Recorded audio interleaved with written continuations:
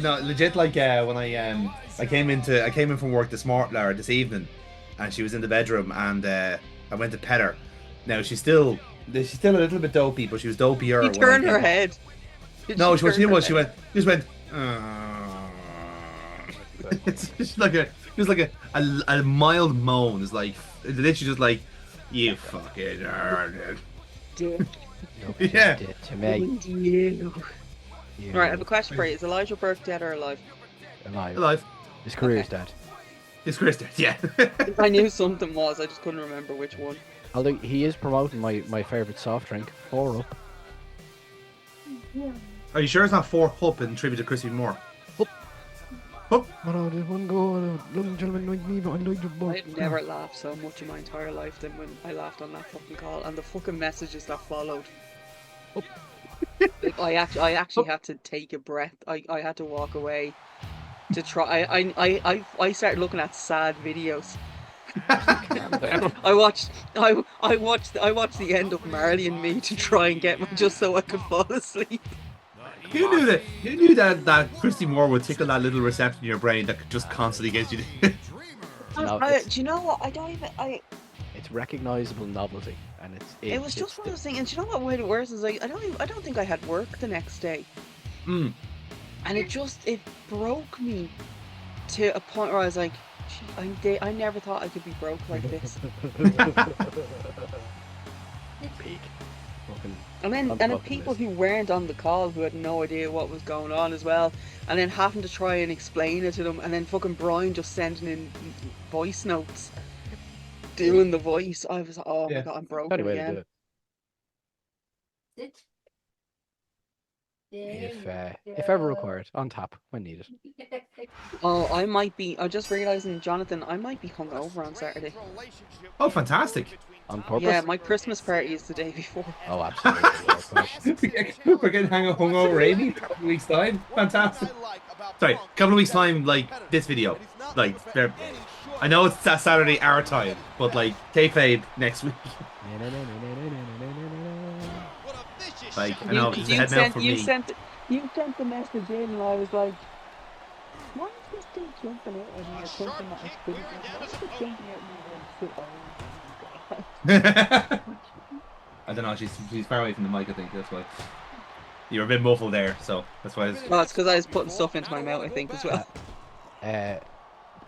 Kira, that was an auspicious entrance, by the way. You walked into frame, there was a shot of body, and then instant blurring. I was like, Jesus, there was something going on there. Look, it looks very provocative. Ooh, what's going on? The color of the top either. What's going on there? It's a good fucking Monday for me. Is what it is. It's the late night episode here on Nerds Heroes. Wow. I'm after giving Tina a stick. Had to turn him back. She's listening. She's turning her head to us. But normally, like, you know, you've seen me do the thing. We call her over here. She says she did do all the things. We called her over and I said, "Sit," and she's just literally staring at me, going. Like, I can't do this right now. Just give me the fucking stick. I had to actually touch her back and be like, push down. Oh. And then I gave her the stick. She's like, okay, I'll go now. She's smelling tomorrow. She'll be fine. Yeah. That is the best description of it, because that is very true. She then realized, oh yeah, I can eat food. Shit, I forgot about it. I can do that. No, chewing is not a right; it's a privilege. Yeah, she has a stick held like this. Yeah. Like this. You think it? Yeah. I'm upset that you haven't sent us drugged up videos yet of her. There wasn't any to see really. Like she just went to bed. And it's just basically with her moving very, very slowly. Yeah, just imagine her at half speed, and you basically got it. Like, I ended up going to Mike's. I gave him a lend of a video player, and I got limbs from Lemon. Like, because I got no limbs from Tina, absolutely no. Like, she came out of the bedroom, flopped in front of me, demanded belly rubs, and then went back to the bedroom. Like, That's where. You can't bring me anywhere else. this is at the speed of a turtle. Yeah. As it literally is. This is a dramatic recreation, by the way, of Tina. She is now responsive. She's like, She is though having a great time with that stick. And then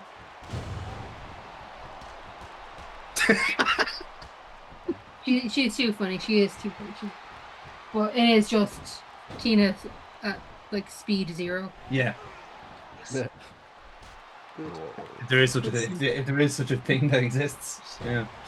I think it's one of those things. It's like I always remember when Belle got the job done, and we were like, you need to go outside to go to the toilet, and we kind of had to just whoosh her outside. And she got outside and she just kind of like stood there. There was no like getting down to pee. She just stood there and peed, and then she walked over to the wall and she just sat against the wall and was like looking at us through the cone, and we took us 45 minutes to be able to get her back into the house. And then we had to lift her up onto the couch, and then we just left her there, and we were just like, this is the most depressing I've ever seen this dog look. And she's never not been depressed since. She hasn't recovered. Oh, poor Belle. She hasn't recovered from it since.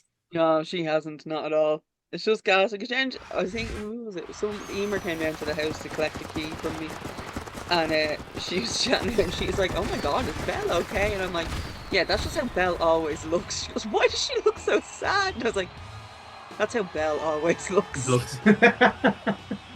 you remember the picture I sent to you when she was lying on top of me? I was like, she's comfortable, she's very happy, she's just enjoying it, but she just has like the permanent sad face on her. The puppy dog eyes on steroids. Yeah.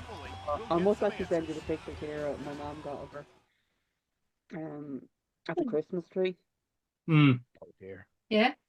Yeah, I'm gonna see if I can forward it on to you from here. Cool. You want another steak, Papa? Are you hungry? Oh, I think somebody's hungry. Are there signs of life? Okay, that's a start. They weren't doing that before. But we're not worried. Oh, Becky Lynch. We aren't intimidated. Oh, yeah. We know the Undertaker's Oh. Wrestlemania streak will end. Yeah, you can do it. Is coming. What? You're old Here? news, Undertaker. Here. Yeah, Where's the news? it's working. It's working. Okay. But it's not all bad. So, There's me. now, The man. I know this is an alternate timeline and all that sort of stuff, right? And I know, like, you know, the booking's gonna be weird.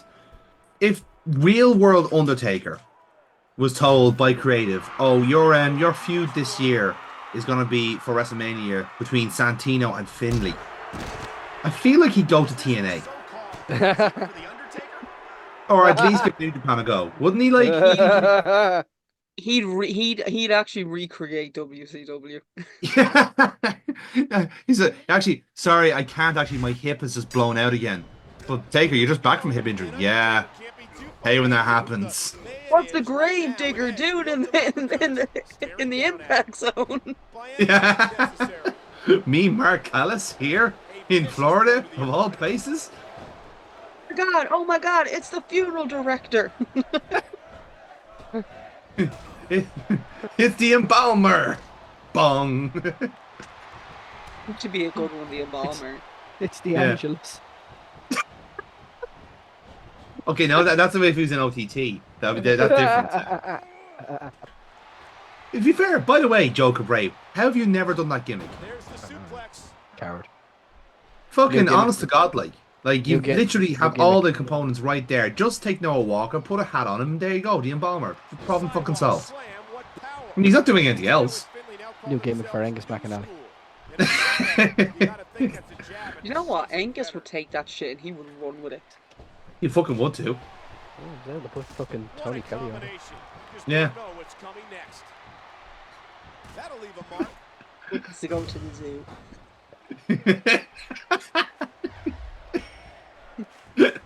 Actually choked on my Cheerios the morning I saw that last. I was proper like, where did that mustache come From whoever fucking cast him, I'd say. I did look at the first few episodes of his Me Head is Wrecked. Fucking Jesus Christ, that's a fucking harrowing tale. Harrowing. That chap's fucking lived a life.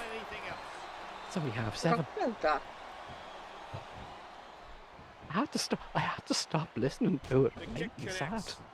It's like when Brian has to turn it off, you know. It was you too know much what. real. I don't like the realness. Like you fucking do not. Absolutely. Yeah. That and Enzo Amore.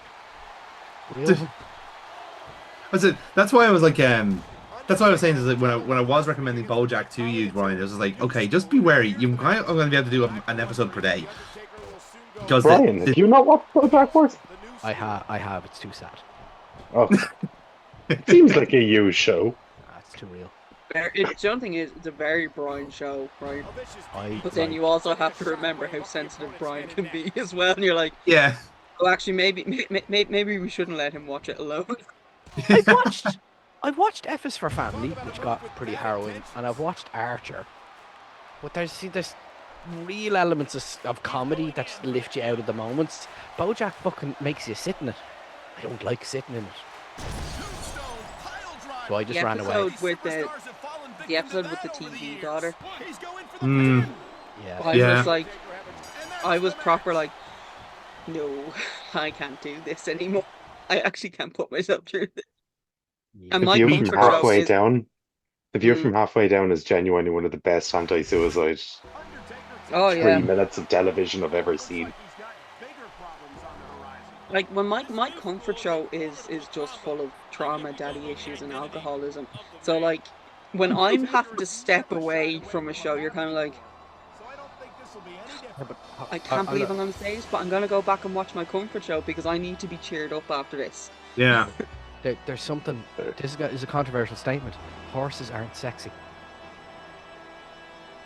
But no, that's it. Oh no, but okay. We were all expecting. We all thought there was going to be more to that. Okay. But the aesthetic pleasures of the trauma daddies do help one. No, you're just looking at a sad horseman. I was like, I can't fuck this. But he's not meant to. Well, yeah. He's not meant. Yeah, okay, fair. Yeah, fair point. Well made. I love how Jamie kind of accepted and went, I remember who I'm talking to now. You'd fuck the golden retriever though. Mr. Peanut Butter. The energy's too similar. You know. I feel like we'd be better friends. I'd be better off putting a flashlight on a full-length mirror. I was saying, like 2 golden retrievers in the one relationship is going to be that's a competition then, isn't it? Like it's like ADHD squared. This is one. Yeah, exactly. Yeah. I was like, hang on, I'm the fucking golden retriever in this house. Thank you very much. I am the good boy. There's only so much microwave. Thank you. There's only so much microwave Chinese food you can have for breakfast before you get worried about your life choices. Wait, you're meant to get worried? All the time, like Monday to Thursday. We had starting the week last night. Yeah, but it's not good when you start off the week with Saturday's leftovers. I'm going to tell you something very, very, very embarrassing then, okay? So on Friday evening, I had ordered an Indian. And there was actually an awful lot of like onion bhajis in the order. And I was like, holy shit, they normally never get this many. And they were quite big as well. And because I had quite a harrowing then Saturday, I was like, no, I'm just going to, or the Saturday morning, I had them like left over. And I was like, well, I'm just going to have these for breakfast. It's perfectly That's fine. it. Just like eating them for my breakfast. And then the day actually took a real bad turn for the worse at that point. And now that you've mentioned it, I think maybe it's because I started the morning with Indian leftovers, like Indian takeaway leftovers. Do you think it's like direct correlation where like the universe like conspires against you if you make poor life choices? Like that it's like, you know what? Captain Karma's going, oh, she made bad breakfast. That's it. I actually think it's my guardian angel literally now at this point being like, no, someone nudge her in a different direction right now. I can't remember the actual program, but it's when someone's guardian angel gets stuck in traffic. I think that's what happened. Oh, that's Family Guy. Early seasons. Yeah. The devil is on his Come shoulder. on, I'm late. He's like, hey, where's the other guy? Come on, you son of a bitch! Where's the other guy? It's just And then the guardian angel, he's like waiting. He goes, "Where's? Come on, come on!" Your guardian angel was blocked by the Baji.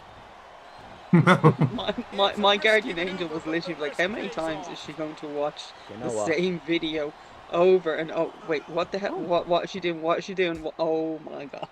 You know what? That's it. Not today. Not today. Flutters away. You know what? We're gonna take away your wings. Why? They're for people who earn them, and Look, if anything, look at you. you've Let really, this happen. really let this one just down. It's The like, news it about that was my Brian's first impression day. of a guardian angel is strangely familiar to a hummingbird. That's what my guardian angel is. That's what I was just wanted to make sure because it felt very natural. Yeah, I'm convinced now. My guardian angel is actually in fact Psyduck. I thought you were going to say an onion bash. Or is it a side of eating an onion bhaji? Is Psyduck having a panic attack over how spicy this onion bashing might be? It's a side of going Sai, hi. Then he gets psychic powers. It's great. What a Hurricane Rana. The tag is made. Fucking love Psyduck. Great lad altogether. Everyone watch The Pokemon headaches don't Concierge. seem worth it. Yeah. Less said about Goldberg is Live literally With just Me, him when he deals with his anxiety and he goes to counselling. And that's literally how Psyduck evolves when he just basically just sees somebody about his problems. he just accepts himself, changes colours. That's it. He evolved. The Pokemon Company have fucking heat with me, by the way. What colour is Psyduck? What? What colour is Psyduck? Yellow. Yellow? What colour is Golduck? Blue. Fuck them. Fuck them severely. Shower of fucking. It's Golduck. He fucking blue. I see your concern. Golduck. And what's the shiny version? Fucking gold, is it? And there's the head scissor. Fucking took I have no idea.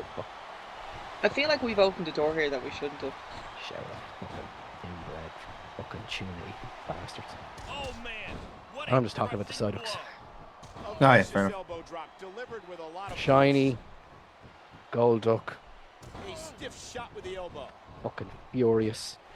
Look at it. Look at it. It's just more blue. It's just more fucking blue. There he is. There's shiny Golduck. Funny would it be if it turns out There's the real one. like colourblind. Well, it's not the same colour. I can tell you, it's not I'm just fucking saying- yellow, I'm is just it? thinking, that is actually the same colour as like when everyone was like, is it a white and gold dress or is it a blue and black dress? Yeah, the beaks are different colours. The Golduck's beak is like red compared to the Okay. conventional yellow.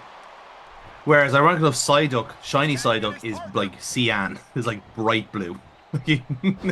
Couldn't make him look a lot more obvious like.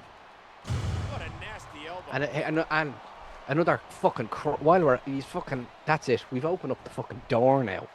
Oh, here we go. Dratini, Dragonair. Opens the door. Dratini and Dragonair. Yeah? Blue. Dragonite.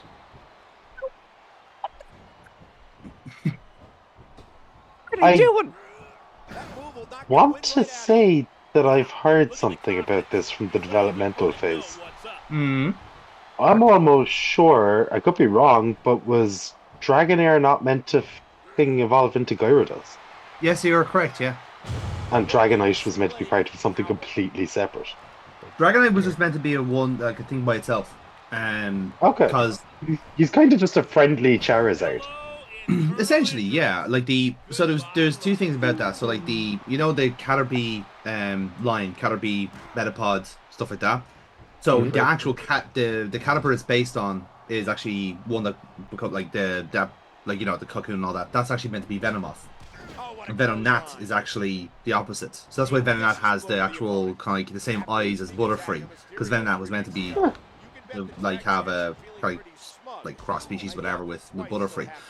Basically they all just designed the Pokemon first and basically just kind of cobbled it together from there.